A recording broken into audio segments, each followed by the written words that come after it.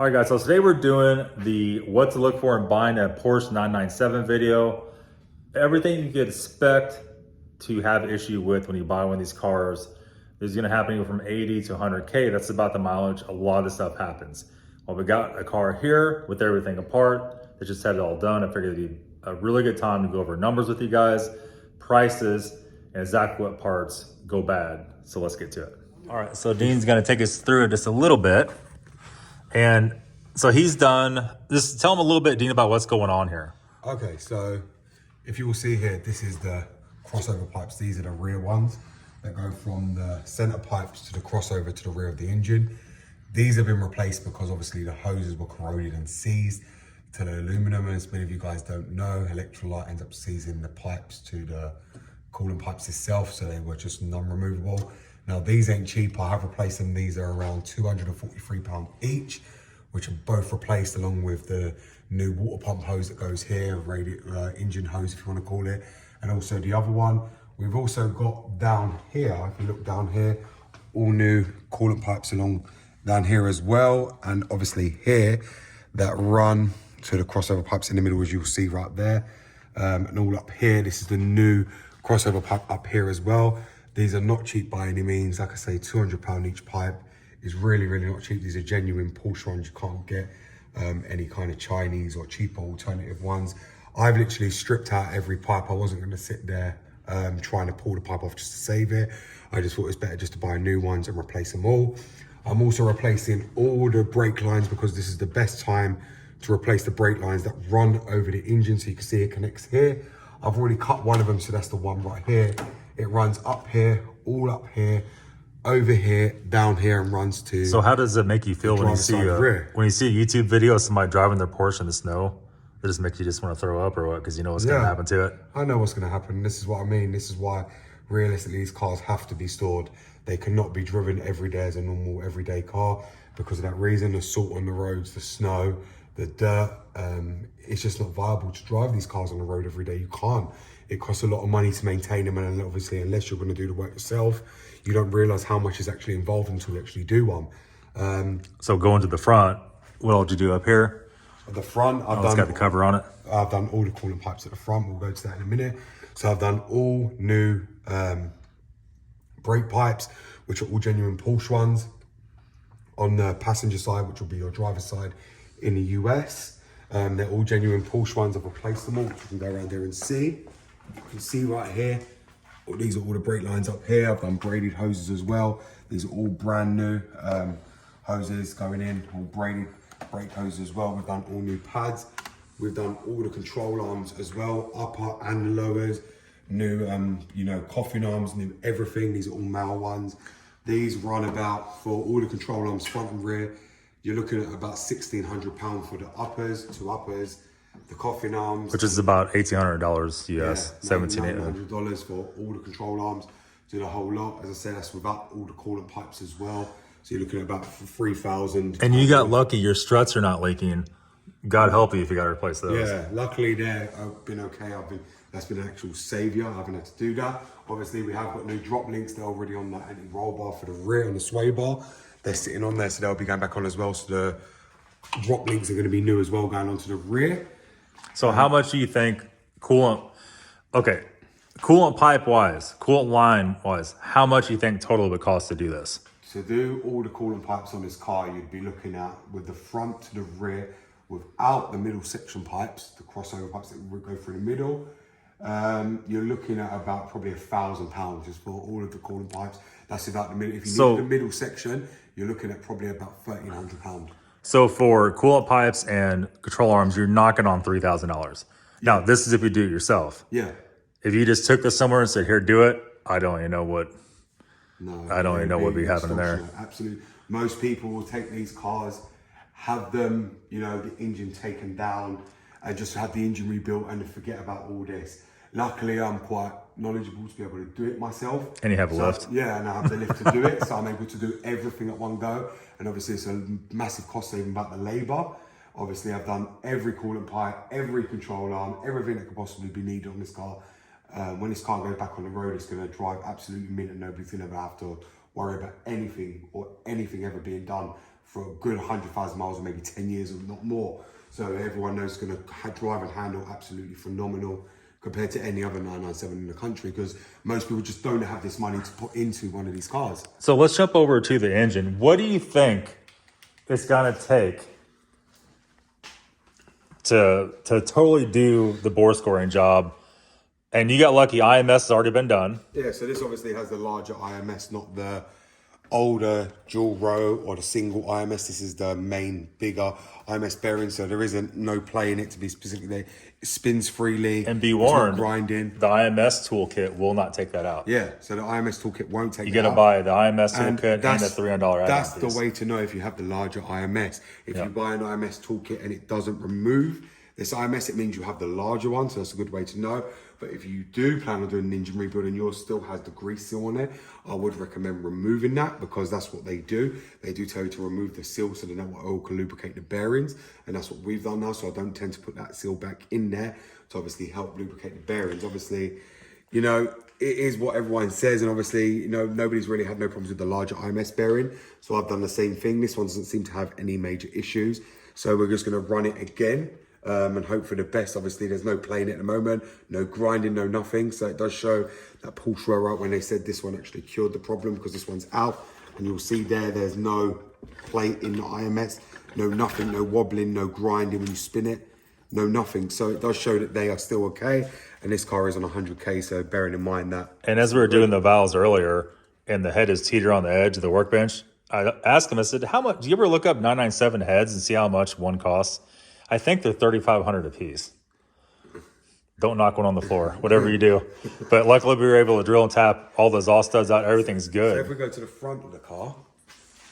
Look at you're going to have just a pile of stuff on the floor every time you do this. And so if we go to the front of the car here, you'll see this has the 991 caliper setup. So you can see the size difference of these calipers. And how, they're going to ask how much. So for this setup, so it comes with the calipers, brake pads, and the brake discs, because obviously the brake discs are different. You can probably see the space on there as well to keep them away from the calipers. The disc set alone is £5,000 just to buy this upgraded kit for the front, and that's just the front calipers from the 991 setup. Oh, tell us how much. So how much do you think you're going to be in the engine with the... Well, with all the coolant pipes done, as you can see, all the coolant pipes on the front are done. And I've run this, you can see all the coolant, the new brake lines running here. You can see all the coolant pipes here, which are all the new control arms at the front, tracking forks, coffin arms, drop links, you name it. With everything that I've been done, I'm probably going to be in probably around 13 to 14,000 pounds in this car by the time I'm finished with it after the engine rebuild, which isn't a lot. I don't think that's a lot, bearing in mind how much I could sell this car for. And if any of you do know 997s in the UK, it is very, very rare. It's going to be very hard to find another 997 in the condition I'm putting this one to. And I know when it comes to resale, this one's going to sell like a hot cake because of everything's being done. It's very rare to come across one of these because most people only do what's needed or take it to a garage. If you would pay top dollar in the US is about 40 to 50. It's probably what, 30 here. Yeah. If you pay top dollar, that does not mean you're not going to have all these. No, you're still going to have all the issues. Even if you pay 27, 28,000, which they go for here, 25,000, you're going to have bore scoring. And the problem is a lot of people here in the UK will just think, oh, let's just repair the bore scoring to get it sold. But you've still got all these other issues that are going to creep up. With the salt and the way these roads are in the UK, the coolant pipes are going to weep. They are going to leak. It was known in my box that was doing it. It was sitting in my shop leaking coolant until I changed them. But even if the roads aren't salty, you get to 100K, you're there. Yeah, you're there. You're going to have your brake lines corroded. You need to do it all. And it needs the money spent. I'm quite fortunate I've got the money to put into this. Others won't have that. And others will be saying they have to take their time to do it. I've got quite lucky where I've completed the whole front of this car, now moving to the rear. And the rear is nearly done as well. We've got every bit to rebuild the engine, only the line is waiting on.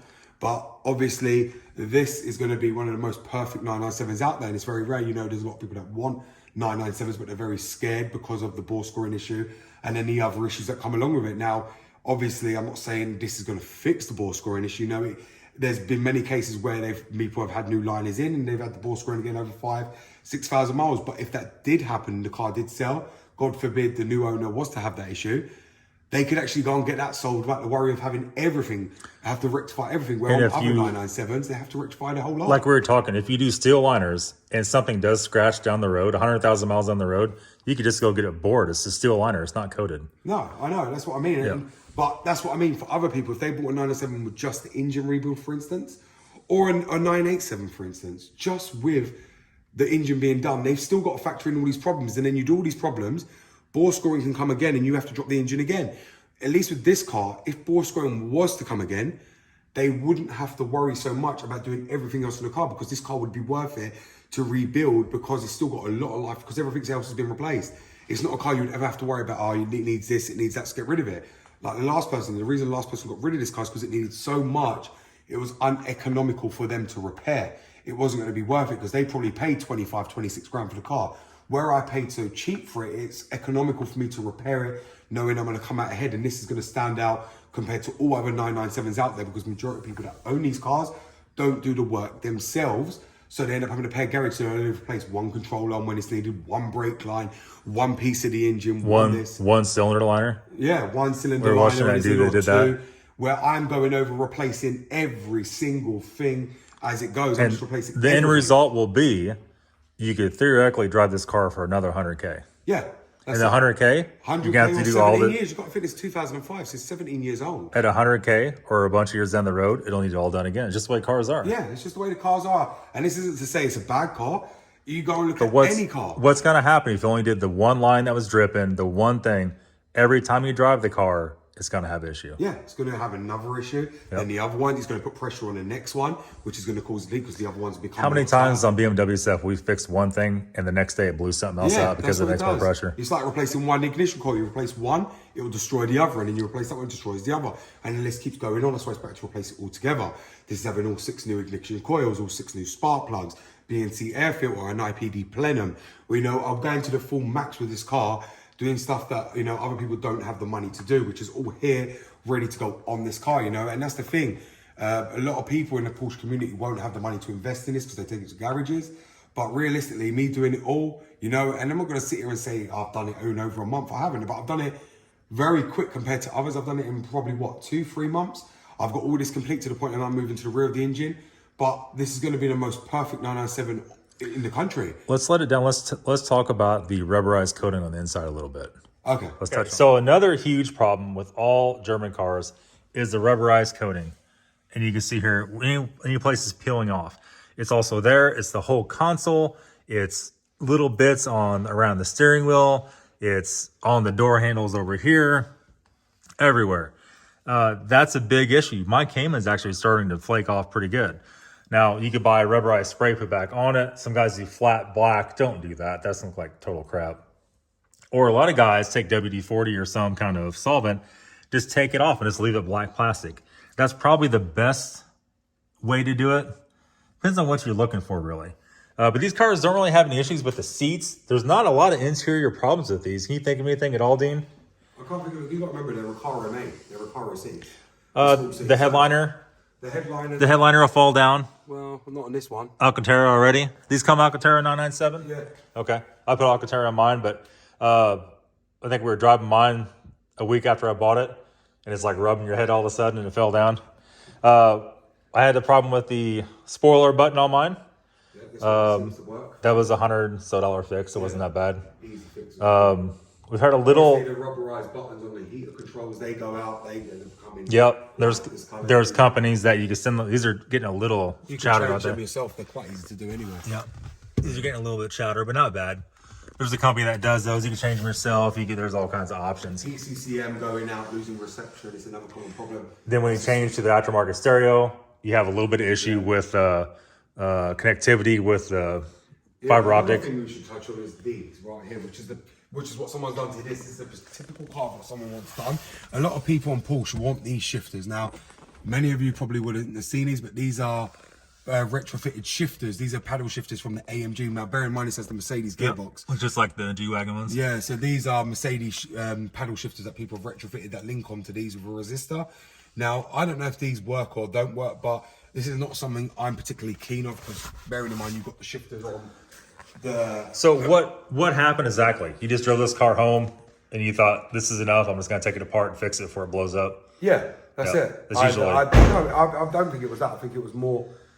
I couldn't stand the ticking. This car shouldn't be ticking the way it was. So this car was ticking, but it wasn't as bad. Like when he described it's already ticking, I thought it was gonna be horrible. Horrible. It looks a little worse now when we first pulled it apart. I guess it had oil in it. But look at this one. It has one little scratch starting on it.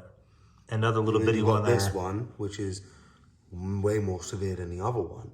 And that's what I mean. This is what causes the ticking and the high oil consumption.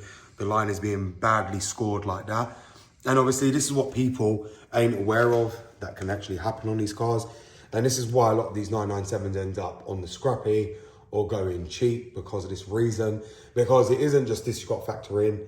Obviously you've got the whole underneath that needs rebuilding, which many people just don't want to spend the money on.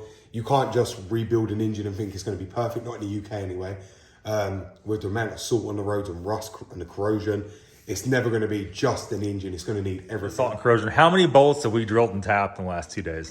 We've drilled and tapped over 10 bolts on this car, and this was exhaust hanger bracket bolts, exhaust header bolts.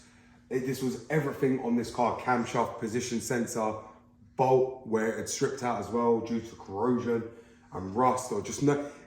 It was just purely from neglect. Nobody wanted to look after this car. I think it's that. I think it's also the quality of the bolts they use too. I don't think it's that. I think it's if people were to maintain their engine and look after it. Because looking back to BMWs, they'll have the copper nuts and everything. Everything's kind of prepped for it. On the ABS sensors and the, obviously the traction control sensors, they had an issue on them with the bolts as well, stripping out and breaking off as well. But Porsches, realistically, they shouldn't have this issue. But is this a difficult engine to take apart? I wouldn't say it's difficult, but there is a lot that I was going to break off. I don't think it's. Well, the thing about M5s is stuff doesn't break, but there's so much more.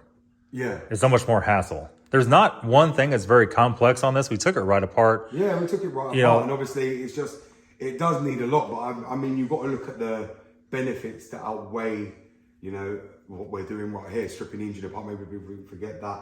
But the benefits after this engine is put back together are going to outweigh all that. Like the fun you're going to have driving a 997, the feeling you're going to get in your gut when you slam on it.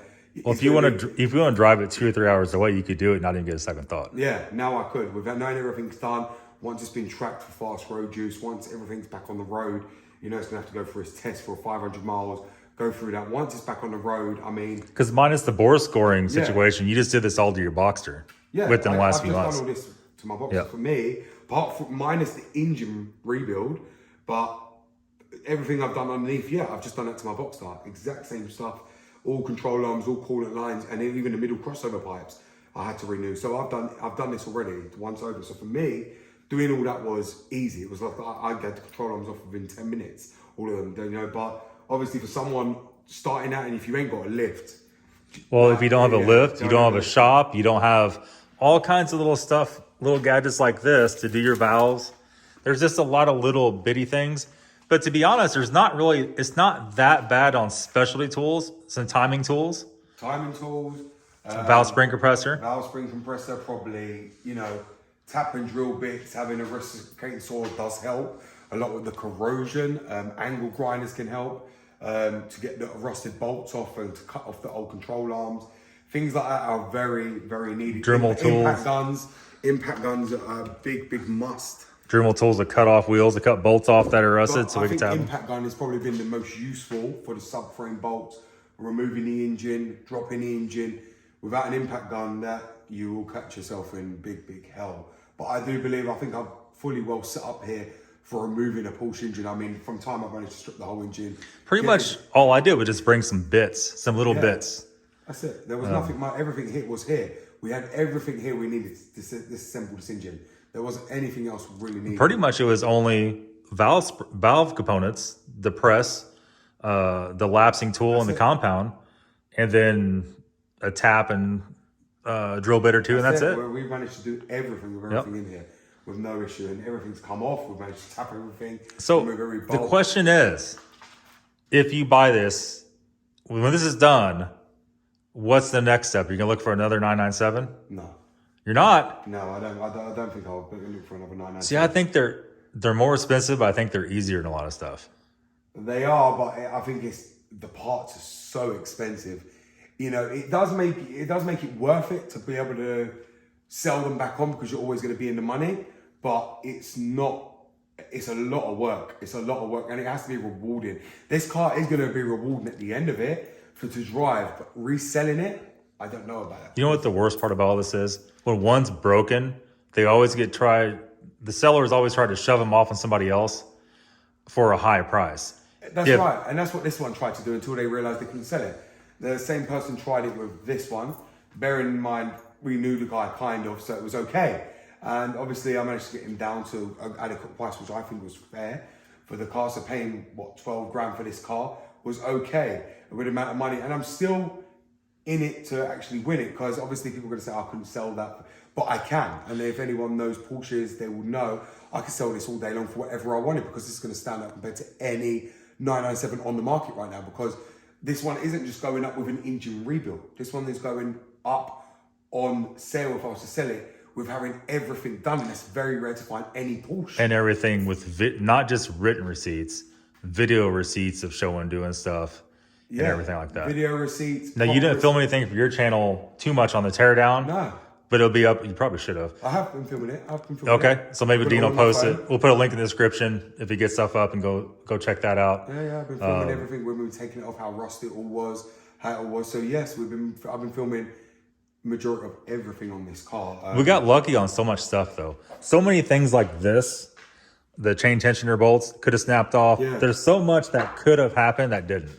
No, we got very lucky on it. It could have tallied up at least $5,000 or $6,000 more dollars for pistons. And let's be fair, I've got majority of the stuff here. All we're really waiting on is liners and other small bits now. We're really at the end of it now. CCVs is probably the last thing we need. It was all new CCVs. Because obviously we're replacing all new CCVs, all new starter motor, all new starter cable. And because 997 has 3 CCVs instead of 1 like the 987. Yeah. So this is another thing. It comes in very, very expensive. Then at £600 for 3 CCVs. But when you work out all the parts I bought for the engine, we're looking at, I spent probably about 4 grand just on engine parts, which isn't a lot. Realistically, this engine's going to be all brand new. Machine shop's going to clean all the grease off these heads and all the case liners, all the case off, and we should be good to go. And we've got all new gasket. I've got a whole new gasket set, so everything's going to be replaced. Laps in the valves, cleaning all them up, which are really, really bad. Clean all them up, get them done, clean out all the heads, make them all absolutely spotless before we put it back on the car. And then just start rebuilding the engine. But I think everything should go back perfectly the way it should. And to be honest, I can't wait to get it on the road and really drive it. I really, really can't. Like I say, it is rare to find a 997 in that condition. I'm glad I've got it all documented because, you know, when it comes to resale, people know they're not just buying a car with a half-hearted call just because I wanted to try and sell it on. So I thought, okay, rebuild the engine just so I can pass it on like most people do. You know, obviously we're not going to mention no names, but there's a lot of people out there that just do that. I've literally overhauled this car front to back, and I've still got things to do on the interior, like new radio, airbag isn't sitting flush from someone putting them paddle shifters in, tidying up. Just the usual stuff. Yeah, just the usual minor little cosmetic bits, which we will be doing. But once they're done and once it's perfect and bodywork is perfect, then I'll probably put it up for sale after I've drove it for a bit. He says that, but we'll see. Yeah. To be determined. To be determined. It was to be determined, but I don't know. I might end up falling in love with it after I've drove it. And you know what? This car's going to drive like, you know, perfect because of everything I've done to it. Well, the thing about it is you bought it for a price that you thought no matter what, it'd be okay. Yeah. And now it's coming to the point to where like you may have more in it still than what it's worth. Yeah, I might do. Because I don't stop until it's absolutely pristine.